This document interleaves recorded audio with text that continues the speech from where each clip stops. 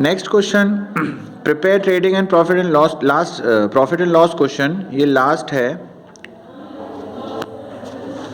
आपको profit and loss account बनाना है, trading P&L account बनाना है और बैलेंस शीट बनानी है। यहाँ पर आपको सारा आइटम दिया गया है, cash in hand, bank, purchase, inward, sales, return outward, bad debt, provision और क्रेडिटर्स, फ्रेट ऑन सेल, सारी चीज़ें आपको दी गई हैं। क्लोजिंग स्टॉक है 50,000 का। फिर उसके बाद है half of wages and salary is to be charge from trading account, मतलब वेजेस का और सैलरी का आधा आप चार्ज करोगे ट्रेडिंग अकाउंट पे। Loan from X was taken on 1st of August, no interest has been paid so far. Loan आपने X से कब लिया था? 1st of August को। राइट ऑफ बैड डेट्स कितने से कम होगा? 2000 से, मतलब ये प्रॉफिट है। Provision for doubtful debts is to be maintain, debtors पर 5%, discount on creditors 2%, goods worth 15,000 was sold, 15,000 का सामान बिक गया जो कि 31 जनवरी को डिस्पैच किया गया था, but no entry was passed into this effect. Goods costing 6,000 was sent to a customer on sales on return basis, इस पर अंडरलाइन कर लीजिए। 8,000 ऑन 26th of March, 6,000 का सामान आपने 8,000 में बेचा है सेल्स ऑन रिटर्न बेसिस पर, has been recorded in the books as actual sales. Goods costing 7,000 were purchased and included in stock, but no entry was pass to record the purchase. आपने कुछ और सामान भी खरीदा है एक्स्ट्रा, फर्नीचर पर डे पे 10% का और मोटर ट्रक पर है 15% का। चलो देखना शुरू करो। Question number 18। सबसे पहले क्वेश्चन में दिया गया है आपको, सबसे पहले क्वेश्चन में कैश इन हैंड, बैंक, ये दोनों आइटम कहाँ जाते हैं? ये दोनों ही आइटम आपके बैलेंस शीट के आइटम है, कैश इन हैंड और बैंक। फिर परचेज है आपका 2,20,000 का, परचेज 2,20,000 का। नीचे एडजस्टमेंट में आपने देखा एडिशनल परचेज है 7,000 का, और परचेज रिटर्न कितने का है जिस पर? 7,500 का। तो फाइनल फिगर आ गया। परचेज रिटर्न मतलब return inward, return outward sorry, 2,19,500 का। फिर उसके बाद सेल्स आपकी है 3,50,000 की, जिस पे एडिशनल सेल आपने करी है 15,000 की। एडिशनल सेल आप देखेंगे यहाँ पर, एडिशनल सेल आपको 15,000 की 6th या 7th नंबर के एडजस्टमेंट में दिया गया था। रिटर्न इनवर्ड है 6,000 का।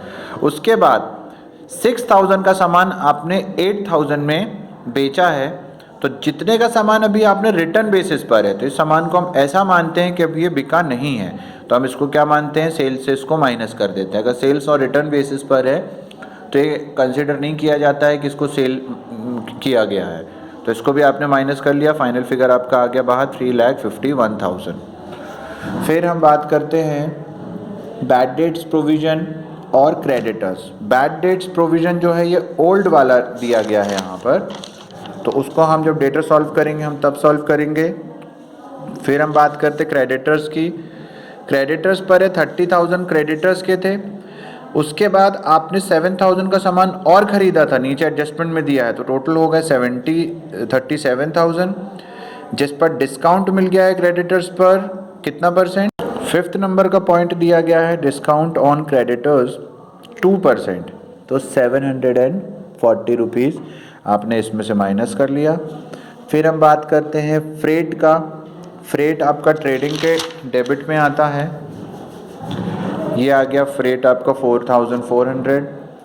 फिर उसके बाद है फ्रेट ऑन सेल्स है, मतलब कोई सामान बिका था उस पर आपने यूज़ किया है, तो शायद तक फ्रेट ऑन सेल्स आपका ट्रेडिंग के डेबिट में आता है। ये ट्रेडिंग के डेबिट पे, P&L के डेबिट पे फ्रेट ऑन सेल्स। फिर फ्यूल एंड पावर ट्रेडिंग के डेबिट में आता है, फ्यूल एंड पावर।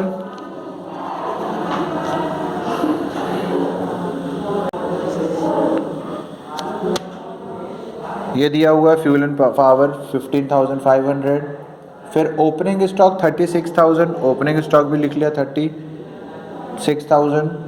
फिर है डेटर्स सॉरी बैड डेट्स है, बैड डेट्स है 6,200। बैड डेट्स की दो जगह एंट्री होता है, एक बैलेंस शीट में डेटर्स पर, इसकी एंट्री हम देखेंगे अभी बाद में। बैड डेट्स की सारी एंट्रीज अभी हम छोड़ देंगे क्योंकि उसको अलग से आपको एक्सप्लेन करना पड़ेगा। फिर हम बात करते हैं इन्वेस्टमेंट की। इन्वेस्टमेंट आपका है 20,000 का, आपकी एसेट होती है। फिर बात करते हैं रिपेयर्स की। रिपेयर्स आपका ट्रेडिंग P&L के डेबिट में आता है रिपेयर्स।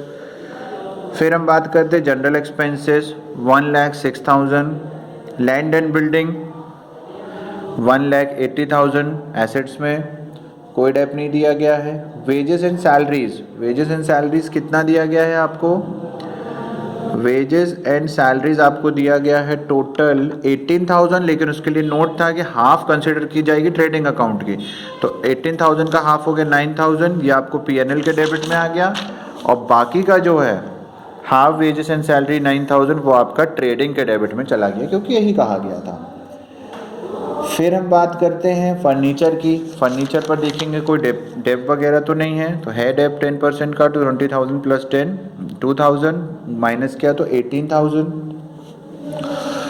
फिर उसके बाद हम बात करें तो दिया गया है आपको motor truck. Motor truck 30,000 dep लगा लिया इस पर 4,500 का, माइनस किया बाहर 25,500।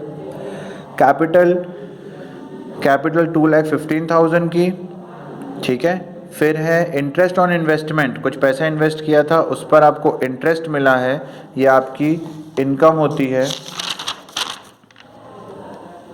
तो ये आता है आपका P&L पर, P&L के क्रेडिट पर इंटरेस्ट ऑन इन्वेस्टमेंट 2,000 का।